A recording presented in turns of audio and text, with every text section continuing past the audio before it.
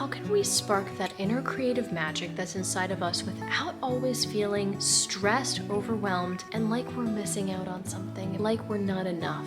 Here are some tools to help you get it out a little bit easier. Because creativity and productivity are two very different things, but they can work together for us to create a life we love. So how do we do this? How do we truly spark our inner creative magic so we're living a life that's designed exactly how we want it to? The first thing I would say is to be crystal clear about exactly what you want. This is ultimately through manifestation. I'm sure you have a lot of goals in your creativity. It might be to become a full-time musician, to live on a farm making full-time income from your pottery, tour your music, and on the off days that you're not touring, live a really calm life. Make all your income online so you can spend all day reading, frolicking through flowers, and growing herbs in your garden. Before any goal that you have, before even thinking about how to get creative in your life, you need to understand what you want your life to look like, because that's going to drive what creativity actually means to you. I love using the term creative lifestyle in this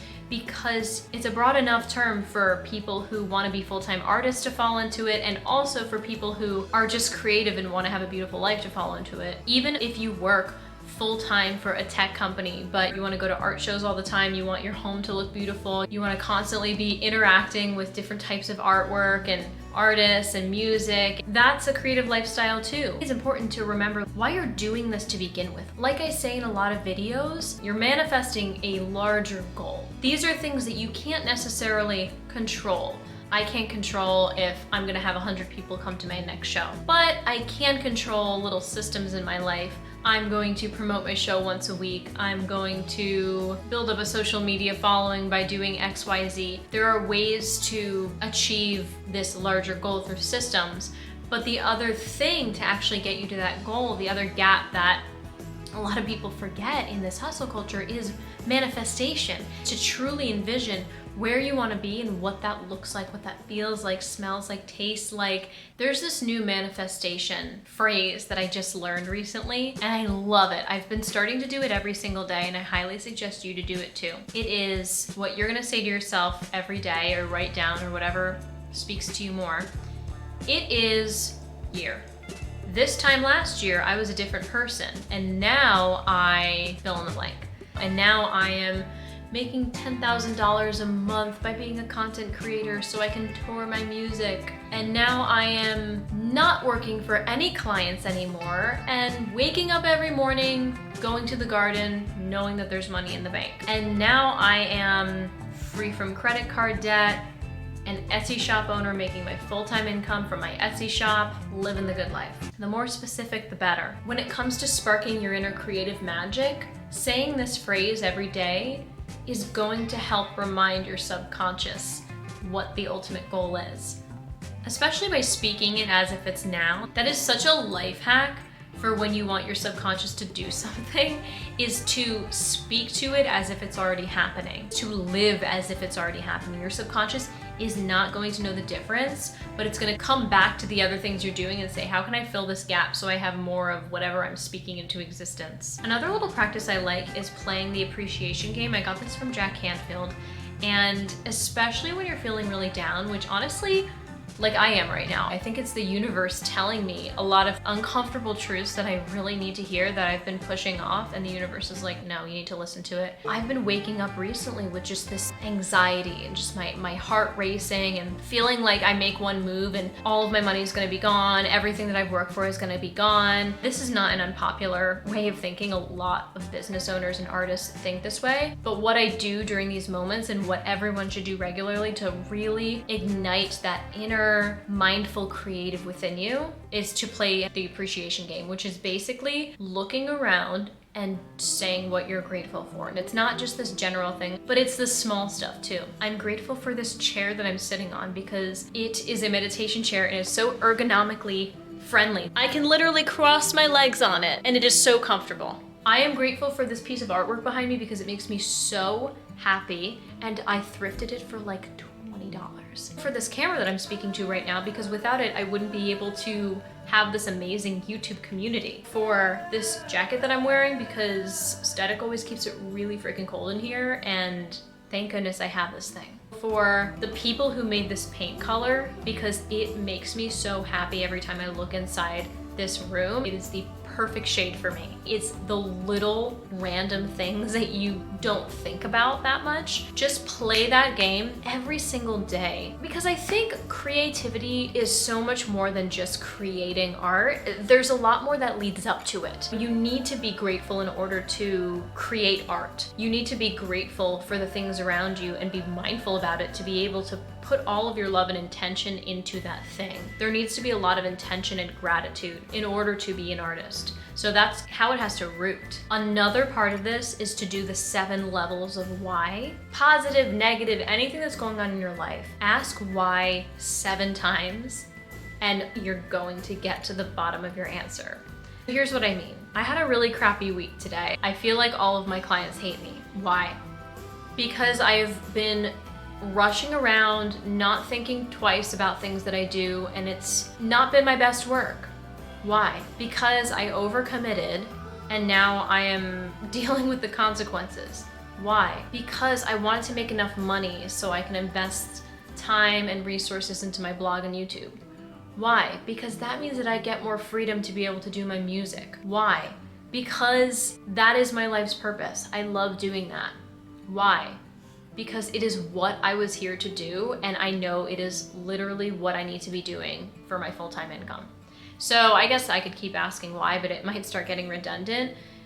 But you can see how I got to the root of that problem so quickly. And I keep saying problem, but it really is like the root of anything. I want to start a YouTube channel. Why? Because I really love talking about certain elements about creative lifestyles, but I don't think it's talked about enough, and I've never found anyone who really talks about it the way I would love it. Why? Because being an artist is really lonely, and when I hear someone talking about something, it makes me feel less alone. Why?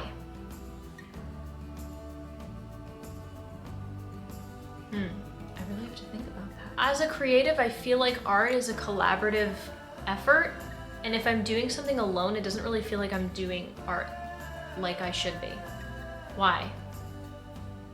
Because whenever I've seen art on TV or listened to music, I always know that there's a lot more than just one person doing it, and I always want to be a part of that collective and create things. Why? Because every time I've done that in the past, it makes me really, really happy. Like, I have no worry in the world, and it makes me feel like I want to do this for money. Oh God, that sounded weird. Why? Because it's my life's purpose. I love how both of them kind of came down to my life's purpose. Anything that might be blocking you. If you click this video being like, I have so many creative blocks, I want to write more music or start my business, do more art, but I feel like there are so many things blocking me, do this practice and I guarantee you, you're gonna find things that you just haven't thought about on the surface that are the cause of maybe why you're procrastinating or why you're confused or why you're anxious. And then finally, get a Tabula Rasa. Now this is something that my friend Ash has done. It's basically a book dedicated entirely for her to bring things into manifestation. She only uses the present tense in that book as if she already has something. I asked her to send me a description of what it is, and this is what she said. The Tabula Rasa is basically a special enchanted book which I use only to inscribe the truth of the future as I know it to be now. I use my visionary abilities to gain access visually to what I know is meant for me, what I know the end result is, and I write it down in the Tabula Rasa to make a concrete pact with myself about where I'm headed. Now, Ash has this insane empathetic ability to just be able to read so many elements of like a room and the future and the present and underlying emotions like I can't. But my version of this is literally having a dedicated space to just speaking as if you have something already. It's like the first point I brought up with, it is blank. This time last year, I was a different person and now I am blank. Literally speaking things as if you already have them. Find a place that's solely dedicated to speaking things as if you already have them. Whether this is a Notion document or a journal or a Word document. The next way to spark your natural creativity is by having mini digital assistants. And this isn't actually a person. This is things like calendars, tasks, automations, reminders, things that help you stress less. Now, when I say that, for some people, they're gonna be like, yes, I love organization. For me, when people say that sort of thing, I get excited because I just think of color coordinated calendars and Notion boards and check boxes, and I love that. For other people, they say, what the heck? That's gonna make me so much more stressed out, and I don't wanna do that. No, thank you. The power of this is that you could use it the way you want. When you have these tools to help you organize your day, it actually helps you stress less. Think about all of the things that you have to remember that you can just put in a calendar as a task. What if you had your entire day scheduled for you so you literally did not have to worry about anything? This is the power of using organizational systems. I am not a project manager of any sort, but I have found that organizing my life helps me better be creative because I can schedule in time blocks for me to work and then time blocks for me to break. I can set little calendar reminders when I need to do something for a client, or I can block out my entire calendar when it's filming time for YouTube. This is also something I think as creatives, we tend to fall very deep into things sometimes. We could spend 8 hours writing that song and sometimes it feels like the day just disappears. Building systems in your calendar and organizing things like time blocking and adding in little tasks can help you stay out of a rut and act as a literal personal assistant, sometimes for free. I have tasks on my computer that tells me when I need to stop working. As of right now, I need to stop working every day at 9:30 p.m. I'm not always very good at it. I have little reminders show up, hey, you're done working now. It's like a little virtual assistant. This can also help when you're looking to manifest goals and you want to incrementalize big tasks and make them a little bit more approachable. Let's say you have a goal or manifestation that by the end of the year, you want to have a full-time income from a blog. That goal is going to be something that you're speaking into existence through manifestation. But as far as the systems, you can use little mini digital assistants to help you actually break that up into little sections. So things like Notion, if you have a goal, you can break it up into sections. Okay, how can you have a blog that makes you full-time income for the rest of the year? You can make your domain, buy a website template, install the website template, make edits, write your first blog post, write your second blog post, learn Pinterest. You can set reminders for them, you can set automations for them, you can put things in your calendar to time block when you're actually writing the blog post. Things like that to actually help you realize these creative goals. Maybe that's to write an entire record by the end of the year. Those sorts of goals, it's always hard because sometimes for me, music is inspired by certain things in my life, but I can set aside time every 2 hours on Thursday to just dedicate to be inside the studio, whether that's writing or just playing on the piano or just listening to static loop and seeing if anything comes out of it. That's something I can put inside my calendar, that's something I can put in Notion, that's something I can organize as my own little digital assistant to help me stay creative so I don't have to stress about when I'm gonna do something because it's already put in a calendar or a system. Sometimes even people need to organize their break days too. I can't tell you how many times I've taken a break and I ended up just kind of being half in, half out of what I should do. I'm sitting on the couch and I'm watching a movie, but I'm kind of on my phone and I say, well, I need this break, but I don't know how to rest, and maybe I should do this, maybe I should do that, maybe I should go get a massage, maybe I should stay here. Sometimes scheduling your break days could be really great too. Okay, we're gonna wake up at 9, we're gonna have a nice slow tea, then we're gonna go to the massage at 10, then we're gonna come back, we're gonna go to acupuncture, eat out for lunch. Sometimes organizing your breaks is totally okay. In fact, it's more than okay. I tend to get excited when I look at a break day and say, oh my goodness, this will be so much fun. Maybe we'll drive over to a nearby town and have lunch. Having things like this, especially tracking systems and goals in things like Notion, is there to help you celebrate little wins too. Like I have little check boxes for how many YouTube videos I post, and I get to check it off, and that's very satisfying. And being able to see how much work I've done can be really, really helpful in inspiring me to keep going, especially when I'm first starting out. Like when you're first starting out writing music or creating art, you don't get a lot of feedback from people. It's very, very easy to quit then because you feel like, well, no one's seeing this. I don't even know if what I'm doing is right. Having those little wins helps you remember, I am doing something, things are happening. Even if other people don't see it yet, I see it. And the next way to spark your inner creative magic is to romanticize your days. I know there's been this trend of romanticizing your New York City apartment or romanticizing going on walks or romanticizing your morning routine. And I think this is a really beautiful thing. I know social media can feel sometimes like it's a little far out and a little unattainable. But I think even just for yourself, see what things in your life spark joy. That is what I feel like the definition of romanticizing your life is creating a life that sparks joy. You might have heard me talk a lot about having a home that sparks joy ever since I did the KonMari method. It changed our lives, it changed our home, it changed the way I look at things. Now I have things in my home that have shapes that I love and colors that I love and textures that I love. It's like I've curated my home like I've curated any other piece of art. And that goes all back to being intentional and thoughtful about the things in your life and taking mindful and inspired action on them. Looking around your home and really asking yourself, what do I really love in here? What do I want to make a part of my daily routine? If I could make anything like this exactly as I see it on Pinterest, what would that be? This also goes for people that spark joy. So we talk about home that sparks joy, using Marie Kondo's terms, obviously. But this is also about people that spark joy. I talk about your creative community a lot. What types of support groups are you in?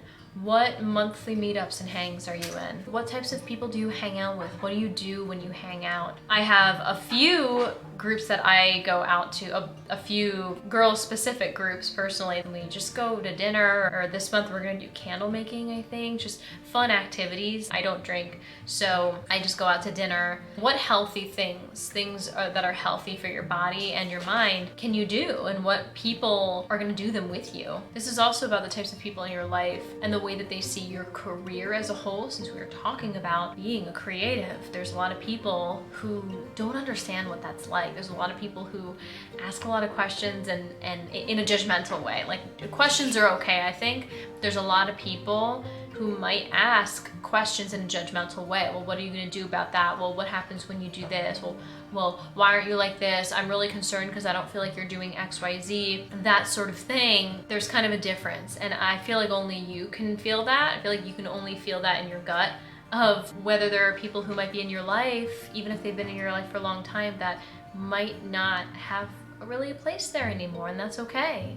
So thinking about the spaces that spark joy in your life, the people that spark joy in your life, and then also the rituals that spark joy in your life. Now that we have a space and people that we are thoughtful about and that bring joy to us too, what rituals can you infuse in your life to help you feel more inspired and more creative?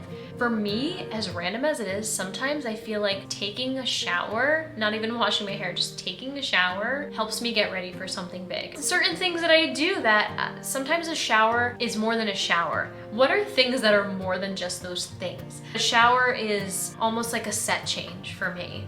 It's like a quick change, it's a costume change where I'm shifting from this thing to this thing, and it's an energetic cleanse where I say, let me leave this behind, let me go forward with this. Maybe it's making tea. I mean, there's such a ritual in heating up water, however you do it. There's a bunch of different ways to make tea, but making your tea bag, going out to your garden and grabbing some herbs and making tea yourself and just sipping it. Is that a reminder to yourself that life can be slow, that life is more important than work? Even like eating sweets sometimes is a ritual for me because it's a reminder that I can step out for a second, close the laptop, and just remember that there are really sweet things in life and just bask in that. There is symbolism in doing different things throughout your life. Think about what those things are that you're doing every single day that might have a larger meaning, that could connect to your inner creativity and remind you of the innate creative energy that you always have inside of you. And that's ultimately what I want you to remember, is that creativity is not about going to find it. It's about finding it underneath you. You already have everything you need to be an artist. It's just the things around you that you want to be a little bit more mindful of, and in order to really ignite that spark that you've always had and you always will continue to have. See you next time. If you don't get anything else from this video, I want you to know that you are enough. You are so enough. And everything you need is already within you.